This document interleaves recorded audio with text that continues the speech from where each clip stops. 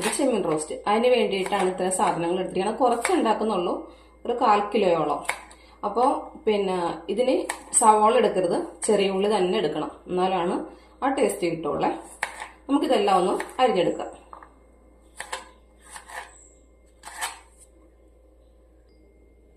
അത് നമ്മളിത് എല്ലാം അരിഞ്ഞെടുത്തിട്ടുണ്ട്. ഞാൻ ഒരു തണ്ട് കറിവേപ്പിലയും കൂടി ഇതിൻ്റെ കൂടെ ആഡ് ചെയ്തിട്ടുണ്ട്. ഇത് ഇഞ്ചിയും വെളുത്തുള്ളിയും പച്ചമുളകും, ഇത് നമ്മൾ അരിഞ്ഞെടുത്ത ചെറിയ ഉള്ളി, ഇതൊക്കെ നമുക്ക് മാറ്റി വെക്കാം.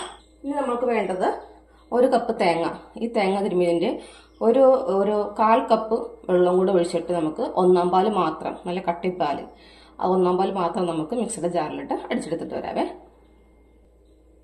അങ്ങനെ നമ്മളിതാ തേങ്ങാപ്പാൽ റെഡിയാക്കി എടുത്തിട്ടുണ്ട്. നല്ല കട്ടിപ്പാല്, ഒരു ചെറിയൊരു കപ്പിന് 1 കപ്പ് പാലെടുത്തിട്ടുണ്ട്. ഇത് നമ്മൾക്ക് ഇരിക്കട്ടെ. ബാക്കി നമുക്കിനി വേണ്ടതാ തേങ്ങ കൊത്താണേ. ഇത് നമുക്ക് ചെറിയ ചെറിയ പീസാക്കി ഒന്ന് നുറുക്കിയെടുക്കാം. ഒത്തിരി ചെറുതല്ല, ഈ